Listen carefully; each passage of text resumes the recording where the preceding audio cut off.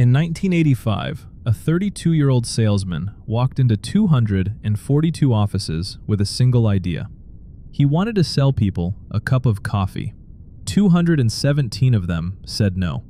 Investors laughed him out of the room. One reportedly told him, flatly, that Americans would never pay $1.50 for something they could make at home for pennies. That man's name was Howard Schultz, and 2 years later, he bought the small Seattle coffee company he had once worked for, a company whose own founders refused to sell a single brewed cup of coffee for $3.8 million. Today, that company is called Starbucks.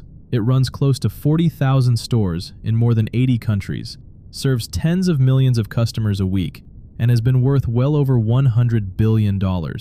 This is the story of the 217 no's that built it, and of a lesson every founder should carve into their desk. Take a seat. This meeting has one item on the agenda: how a company that did not want to sell you a cup of coffee became the most recognizable name in coffee on earth. You know the Green Mermaid. You have stood in the line. But the story behind that logo is not really about caffeine. It is about a man who was told no more times in a single year than most people are told no in a lifetime, and who kept knocking anyway. It is about an idea so obvious today that it seems absurd anyone ever doubted it, and yet nearly everyone did. And it is about a lesson that every founder in this room should carve into their desk. The people who own a great idea are not always the people who understand it.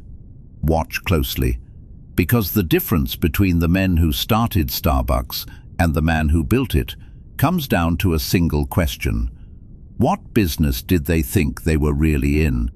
The story begins in 1971, in Seattle, at a single small shop in the historic Pike Place Market. 3 partners, an English teacher, a history teacher, and a writer, opened a store with an unusual product. They did not sell cups of coffee. They sold beans.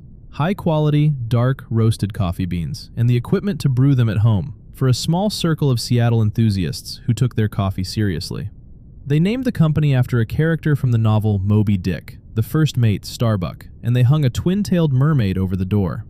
For roughly 10 years, that is all Starbucks was: a handful of stores selling beans to purists. Then, in 1982, they hired a young man from New York to run their marketing. Howard Schultz had grown up in a housing project in Brooklyn.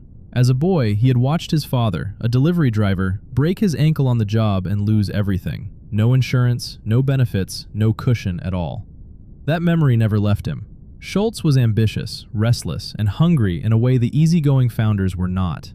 He believed Starbucks was sitting on something far bigger than a bag of beans. He just could not yet prove it. Then the company sent him to Italy, and everything changed.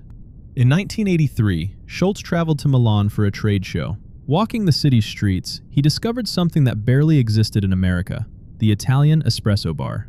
On what felt like every corner stood a small cafe where a barista knew the regulars by name, pulled shots of espresso, steamed the milk, and served not just a drink, but a daily ritual. These bars were not about coffee alone.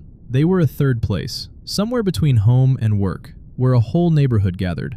Schultz stood there, electrified. He realized Starbucks was selling the wrong thing. It sold people beans to take home and drink alone.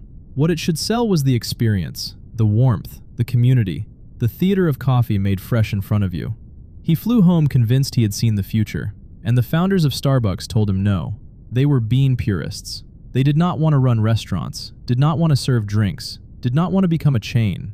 Coffee, to them, was something you brewed at home. Schultz pushed. They pushed back. And in 1985, frustrated and certain he was right, he did the hardest thing an employee can do. He walked away from the company he loved to prove it wrong. Pause here, because this is the moment the whole story turns. Schultz did not have money. He had a conviction, and almost nothing else. So he set out to raise it himself, and he ran straight into a wall. Over the course of a single year, he pitched his idea to 242 people. 217 of them said no. Think about what that takes. Week after week, being told your life's idea is worthless and getting up the next morning to ask again. But 25 people said yes. With their money, in 1986, he opened his own Italian-style coffee bar, and he called it Il Giornale. It was an instant success, lines out the door. The idea the experts had rejected 217 times was quietly working. Then, in 1987, fate handed Schultz the opening of his life. The original owners of Starbucks decided they wanted out. They chose to focus on another coffee company they had bought, and they put the Starbucks stores, the roasting plant, and the name up for sale. The price was $3.8 million, a small fortune for a young man who had been begging strangers for money only a year earlier. He did not have it, so he went back to his investors and raised the sum. And then, in a twist worthy of the story, a rival investor tried to swoop in and steal the deal out from under him. Schultz, reportedly with the help of a lawyer named Bill Gates Sr., the father of the Microsoft founder, held his nerve and won. At 34 years old, Howard Schultz bought the very company that had once told him no. He merged his Il Giornale cafes into it, kept the better-known Starbucks name, and set out to build the thing the founders never wanted, a chain. And build it he did. Starbucks went public in 1992. The stores multiplied, first across America, then across the world, each one selling not just coffee, but that Milanese idea of a third place, a living room for a whole city. But this rise has one more twist, and it is the part that separates a lucky founder from a great one. By 2007, Starbucks had grown almost too fast, 15,000 stores. In the rush to expand, the magic Schultz had bottled in Milan was thinning out. The cafes were starting to feel more like factories. The romance was fading. Schultz, who had stepped down as chief executive back in the year 2000, watched from the sidelines in growing alarm. Then the 2008 financial crisis struck, and Starbucks stock collapsed, losing around half of its value. Suddenly, the coffee empire looked mortal. So in January of 2008, Howard Schultz did something few founders ever dare to do. He came back.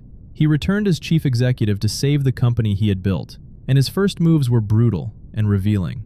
On one afternoon that February, he closed all 7,100 Starbucks stores in the United States at the same time, for 3 hours, to retrain every barista on how to pull a proper shot of espresso. It cost millions in lost sales, and it sent a message about what the brand was supposed to stand for. He shut down hundreds of underperforming stores. He cut thousands of jobs. It was painful, but it worked. Starbucks steadied, then soared, and over the next decade it became more valuable than ever. The company that 3 men once sold for $3.8 million grew into a global giant worth well over $100 billion, built entirely on an idea they had been certain was a mistake. Minutes recorded. Before we adjourn, one question for the room, and do leave your answer in the comments. Howard Schultz did not invent coffee. He did not even invent Starbucks. 3 other men did, and they sold it for the price of a nice house, because they could not see what it might become. What Schultz had was not a better product. It was a clearer answer to one question: what business are you really in? The founders believed they were in the business of selling beans. Schultz understood he was in the business of selling belonging. So here is what I want you to sit with. The next time someone tells you no, and they will, ask yourself whether they are truly rejecting your idea or simply failing to see it. 217 people got that wrong about a cup of coffee. Only you can decide how many no's your idea is worth. Next meeting, a man so broke he flew to Las Vegas with his company's last few $1,000s, sat down at a blackjack table and gambled to make payroll. How Fred Smith saved FedEx. Subscribe. Attendance is taken.